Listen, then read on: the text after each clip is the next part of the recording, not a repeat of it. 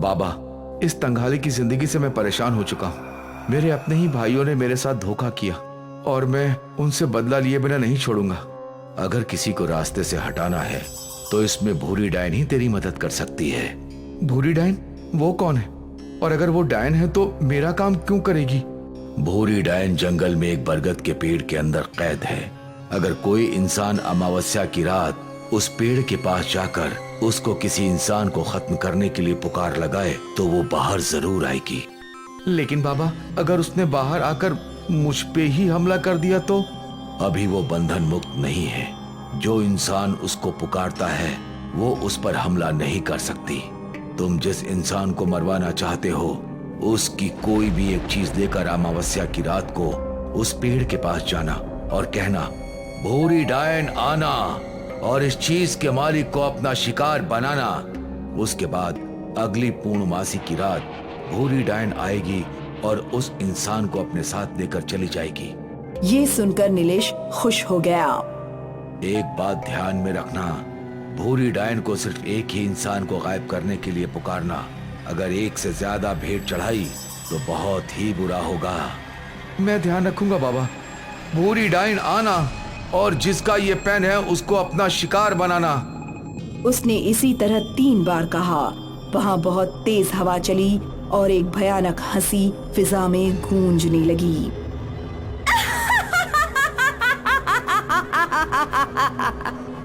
जिसको सुनकर नीलेश डर गया और उस पेन को पेड़ के पास फेंक कर भाग गया। तभी वो पेन अपने आप उड़कर पेड़ की कोख में चला गया। अगली रात महेश डाइनिंग हॉल में बैठा हुआ अपने परिवार के साथ डिनर कर रहा था। अचानक उसने देखा कि उसकी खाने की प्लेट में बहुत सारे कीड़े रेंगने लगे और ये भी महसूस किया कि जो खाना उसके मुंह में है वो भी कीड़ों में बदल गया है। ये देखकर उसका जी खराब हो गया और वो उठकर बाथरूम की तरफ भागा। मम्मी, ये पापा को क्या हुआ? ऐसे अचानक क्यों भाग गए? पता नहीं बेटा, क्या हो गया इनको। वो दोनों भी डर गए और बाथरूम की तरफ गए, लेकिन उस टाइम बाथरूम का दरवाजा अपने आप बंद हो गया और वो उसको पीटते रह गए। महेश खांसते हुए मुंह में पानी लेकर कुल्ला कर रहा था। फिर जैसे ही उसने आईने में देखा तो उसको अपने पीछे भूरी डायन खड़ी हुई नजर आई। वो भूरी डायन को देखकर डर से थर थर कांपने लगा। आज तो मजा ही आ जाएगा, एकदम हट्टा कट्टा इंसान। मुझे छोड़ दो। इतने दिनों से भूखी हूँ, कई सालों बाद बरगद के पेड़ से बाहर आई हूँ, ऐसे कैसे छोड़ सकती हूँ। भूरी डायन ने अपने तेज पंजे से 2 बार महेश के चेहरे पर हमला किया, जिससे उसका चेहरा खूनम खान हो गया।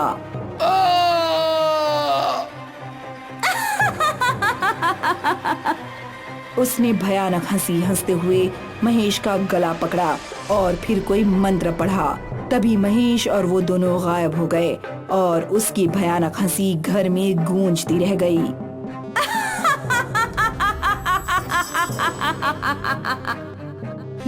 ये मैं कहाँ आ गया? चुप हो जा, बस अब सब्र नहीं होता। अब मुझे मेरी भूख शांत करने दे। कहकर उसने अपने तेज नाखूनों वाला पंजा महेश के पेट में मारकर उसका पेट चीर डाला और फिर उसका मांस निकाल कर खाने लगा।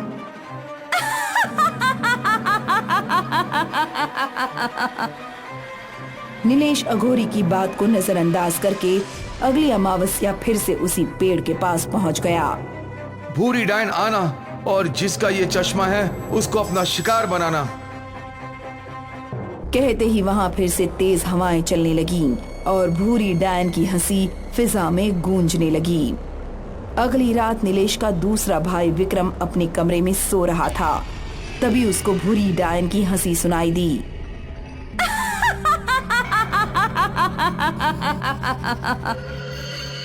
जिसको सुनकर वो और उसकी बीवी दोनों जाग उठे और भूरी डायन को देखकर चिल्ला पड़े। भूरी डायन विक्रम के सीने पर चढ़ बैठी और भयानक आवाज करते हुए उसने उसके चेहरे पर अपनी नाखून मारकर उसको लहूलुहान कर डाला और फिर उसको लेकर गायब हो गई।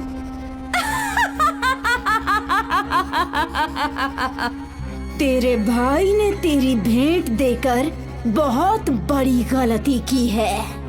इतना कहकर भूरी डायन ने उसके पेट में पंजा मारकर उसको फाड़ डाला और फिर उसका मांस खाने लगी। अब अगली रात से भूरी डायन अपनी मर्जी से किसी भी घर में जाती और एक इंसान को उठा लाती। ये बात पूरे गांव में फैल चुकी थी और शाम होते ही गांव में डर का माहौल बन जाता था। कोई भी घर से बाहर नहीं निकलता था। उसकी भयानक हंसी सबको सुनाई देती थी और वो किसी न किसी को उठाकर अपने साथ ले जाया करती थी। ये पता चलने पर नीलेश डर गया और फिर से अघोरी के पास पहुंचा। बाबा, ये भूरी डायन अपने आप गांव के लोगों को उठा उठा कर क्यों ले जा रही है? आपने तो कहा था कि वो बुलाने पर ही आती है। मैंने कहा था कि एक से ज्यादा इंसान को उसका शिकार बनने मत देना। बाबा, मेरे दोनों भाइयों ने मेरी प्रॉपर्टी पर कब्जा कर रखा था, इसलिए मैंने उन दोनों को भूरी डायन के हवाले कर दिया, जिससे कि सारी प्रॉपर्टी मेरे नाम हो जाए। मूर्ख, तेरी इस गलती की वजह से उसकी शक्ति बढ़ गई है और वो बिना बुलाए भी अब किसी को भी उठा सकती है। इसलिए मैंने कहा था कि एक से ज्यादा इंसानों की भेंट उसको मत चढ़ाना। तो बाबा, अब हम क्या कर सकते हैं? क्या वो कभी वापस नहीं जा सकती? हो सकता है, लेकिन ये काम अगली अमावस्या से पहले करना पड़ेगा। अगर अगली अमावस्या तक ऐसा नहीं किया गया तो वो उस पेड़ से हमेशा के लिए बंधन मुक्त हो जाएगी और सभी गांव वालों को अपनी मर्जी से उठा उठा कर ले जाया करेगी। बाबा, मुझे बताइए कि क्या करना है? ये एक सिद्ध किया हुआ चांदी का चाकू है। अगर अगली अमावस्या से पहले उसके सीने में ये चाकू मार दिया जाए तो वो फिर से उस पेड़ के अंदर कैद हो जाएगी। मैं आज ही उसको खत्म कर दूंगा। तुम नहीं, अगर कोई भी ऐसा कर सकता तो मैं ही उसको खत्म कर देता। ये काम सिर्फ एक मांगलिक औरत के हाथों ही किया जा सकता है। ये सुनकर नीलेश को सोचने लगता है और फिर कहता है, बाबा, मेरी बीवी भी एक मांगली औरत है, लेकिन भूरी डायन को चाकू मारना इतना आसान होगा क्या? वो मेरी बीवी को भी तो मार सकती है। उसकी फिक्र मत करो, वो एक मांगलिक औरत को कभी नहीं मार सकती। सुनकर नीलेश तेजी से घर पहुंचा और अपनी बीवी अवंतिका को सब कुछ बता दिया। आपकी वजह से ये गांव इतने बड़े खतरे में पड़ गया। अब अगर भूरी डायन को खत्म करने में मेरी जान भी चली जाए तो मैं पीछे नहीं हट सकती। अगली रात अवंतिका उसी बरगद के पेड़ के पास खड़ी थी। नीलेश भी हाथ में चाकू लिए एक तरफ छिपा हुआ था। भूरी डायन, आओ और मुझे अपना शिकार बनाओ। उसके डर का इस टाइम ठिकाना नहीं था।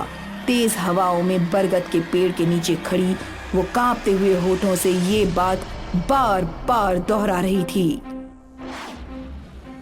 कौन है तू जो कि खुद ब खुद यहाँ मरने चली आई है? मैं मेरे पति से खुश नहीं हूँ। तुम बस मुझे अपना शिकार बना लो, मैं जीना नहीं चाहती। इतना सुनते ही भूरी डायन हंसने लगी और उसकी तरफ बढ़ी।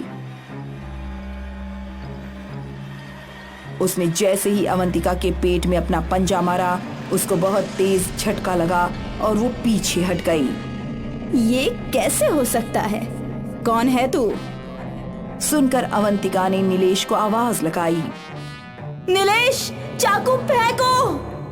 नीलेश ने अपने हाथ में पकड़ा हुआ सिद्ध चाकू उसकी तरफ फेंक दिया और अवंतिका ने उसको उठा लिया।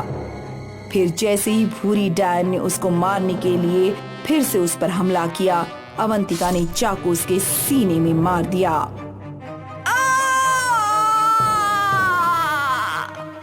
भूरी डायन के मुंह और सीने से खून निकलने लगा।